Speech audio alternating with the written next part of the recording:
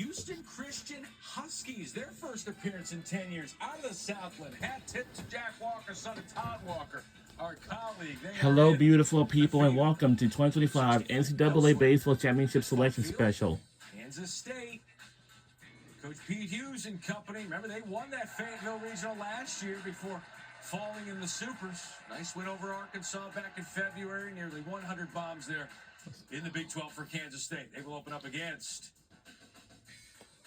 the UTSA Roadrunners. All they did was go 23-4 in the American. A hallmark season, if you will, for the Roadrunners.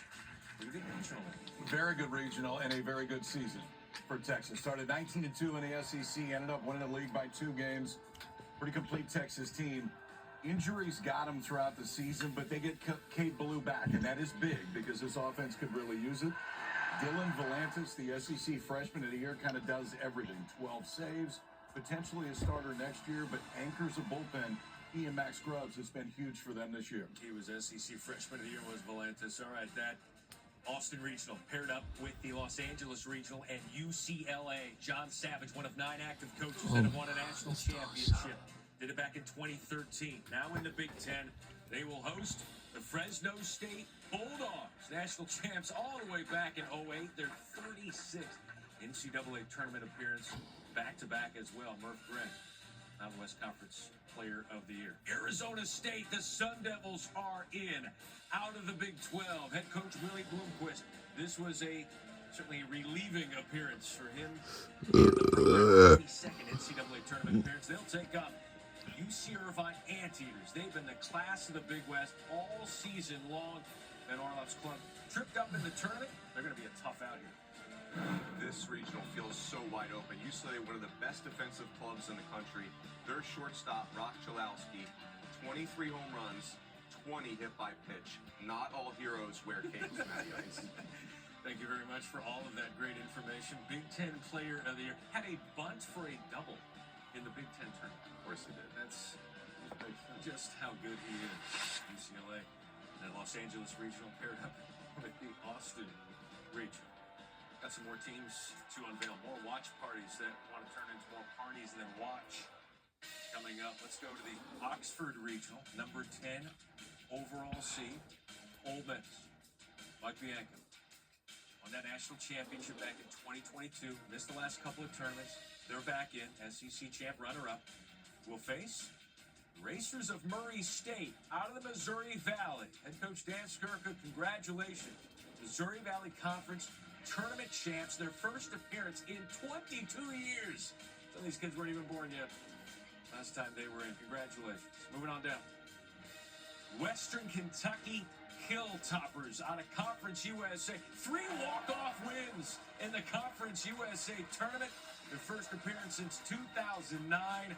Jack Bennett, your CUSA Pitcher of the Year. They will face the ACC regular season champions. Georgia Tech doesn't get to host, but Danny Hall, in his final season, will take his team to Swayze Field and We on ESPN2 for this. Solo Cup's ready. I'm going to take this because somebody went and let the Revs get hot again. 105 home runs. That's 10th in the country. 6 guys with double-digit home runs, and Hunter Elliott is back. A big part of their run to a national championship in 22. Missed most of the last 2 years with an arm injury. This year has gone back to that ace form. Most wins ever for Western Kentucky in a single season. And congrats to Danny Hall. One more run in the postseason for one of the best. Look out for Drew Burris. So for Athens Regional, Ooh. And Athens and Oxford, squared up. So it's going to be Georgia Bulldogs. Oh, yeah. My first famous team, Georgia Bulldogs. And we'll take on Birmingham Bearcats. Who else is going there? That is Oklahoma State Cowboys. With a record of 28-23, Josh Holliday's club, their 50th tournament appearance. Surely a bubble team. They are in. Swept Arizona State to finish the year. And we'll take on Duke Blue Devils.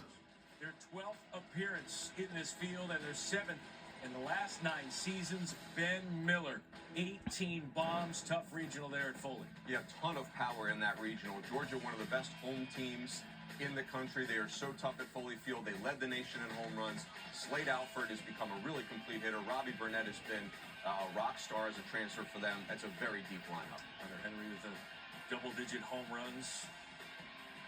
Last year was the first regional they've won since 2008. See if they can make it back-to-back. So the best out of 3 will go to the Oxford Regional and Athens Regional. So for Baton Rouge Regional, let's see who it's gonna be. LSU. Hosting a regional for the 28th time. Great duo of arms. Kate Anderson. Will take on They will face Little Rock Trojans. 8-16 in league play, and all they did was win the conference tournament as an 8 seed, their first bid in 14 years. Congratulations to the Trojans. They will face Take on Rhode Island Rams. Actually, the Rams. will face another team. It will take on Third NCAA tournament appearance. A-10 champs for the 3rd time. Their first conference title in 9 years. Highest scoring team in the A-10. It's blurry, but they're happy. And they will face the Dallas Baptist Patriots out of Dallas Holland, Baptist USA. The Patriots. on Memorial Oh, Day, God. 14th NCAA tournament appearance. LSU Tigers, the host. We got baseball and Red Stick again in June, and that means they will show up for the Tigers. Maybe a little bit different this year. 90 home runs with a 1-2 punch of Kate Anderson and Anthony Ianson that you just mentioned, combined to strike out 270 this year between those two. And they can defend. Danny Dickinson, Stephen Milo, Michael Braswell, second base, shortstop, third base. Throughout the entire season, made 9 errors total. They pitch, they defend, and Jared Jones is always going to hit. Start of the year 22-1, and they're staying home. That LSU regional paired up with the Clemson regional. Well, I don't like Clemson, unfortunately. Third season, getting them back in. Boy, they've had some great postseason games. Just not. They'll take on We'll see if they can get through this regional hosting.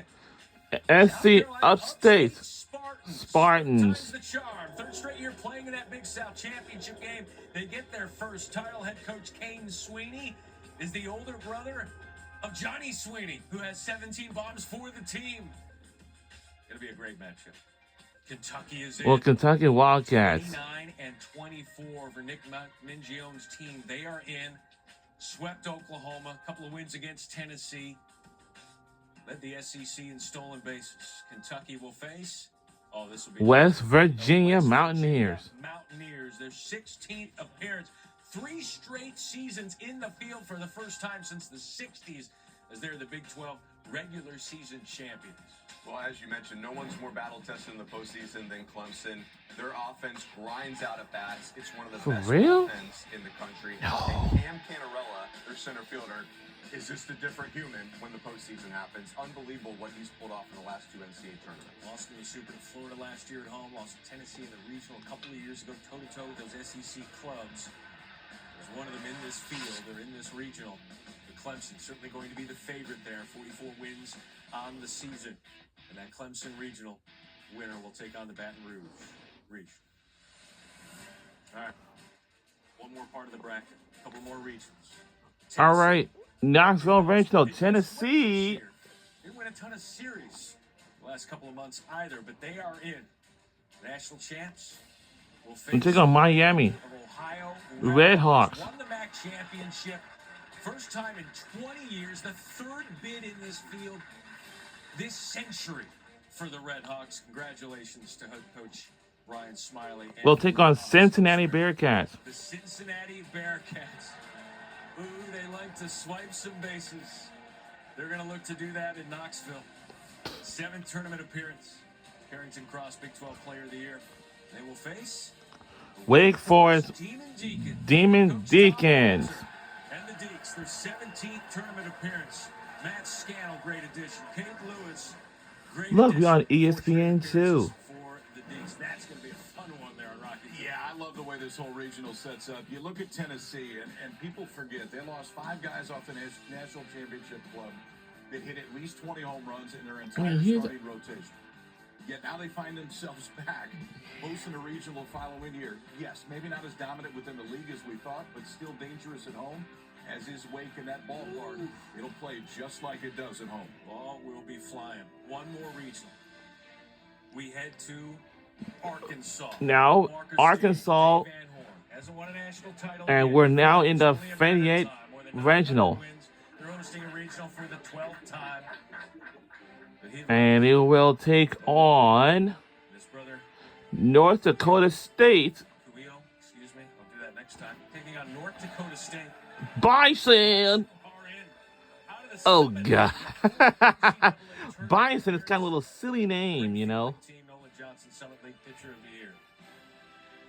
Who else is there? And Creighton Blue Jays. Win the Big East tournament, and they are in. Ed Service in his final year. Because I was saying, I'm just going to tell you, like, into the field. nice. To call Kansas Jayhawks. Big 12 Coach of the Year, Dan Fitzgerald. They are into the field, went 20-10 in the Big 12, finished second in the league. We know the atmosphere up on Like is going to be Fayette. Yeah, Fayette. As you mentioned, Charles Davalon really Yeah, I think the word is Fayette. So they always pitch. this is Fayette Regional. So it's a long word. Words can be difficult. Some words are easy, but some of them is hard. But it's pronounced. All right, so regional starts from May 30th to June 2nd, and super regionals from June 6th to 9th. But I don't see no semifinals at all. But it might be. Southeastern Louisiana, serving this year as the selection committee chair, J.R. Teagues. Jay, thanks so much for being with us. How would you best describe the challenges of this selection process? Yeah, first of all, thanks for having me on, and I want to give a shout out to all our troops out there. He's the committee chair of the NCAA baseball selection committee. Challenges today. And I think it's my 4th year on the committee, and I can honestly say this year by far was the biggest challenge. I think you see a lot of the restructure with the conferences, the SEC, and the Big 12. So the regional tournaments begin on May 30th. And Super Regionals from June 6th to 9th. And Men's College World Series will begin from June the 13th until June 23rd. Okay, so you can see the schedule right there. So regional tournaments begin on May 30th. Super Regionals June 6th to 9th. The Men's College World Series will be from June 13th to the 23rd. We have a lot of sports games that, you know, that we're going to watch probably like throughout. So men's lacrosse. Oh yeah, the national championship game it's gonna be held at 1:00 p.m. And yeah, that will be the last lacrosse of the season. And then that's gonna be it. That's official over already. And yeah. Oh, another thing. Sometimes it's team A against team D and E. But if you look at UConn, we will actually have 2 sports to watch. 13-7, and then they won. We have 2 sports to watch because we have college softball going on, and also we have baseball going on. For baseball, there's super regional tournaments going to start on May 30th. Super regionals from June 6th to 9th, and the Men's College World Series will be on June 13th to the 23rd, and that is going to be it for the last 2 more sports. So then after that, that's it. We done all these college sports. Now we have professional sports, and yeah, also after NBA Finals, and then we're going to WNBA until the WNBA Finals. That's all. Yeah, like, so. Oregon beat Oregon State 4 times, yet Oregon State gets the top 8 over Oregon. Why?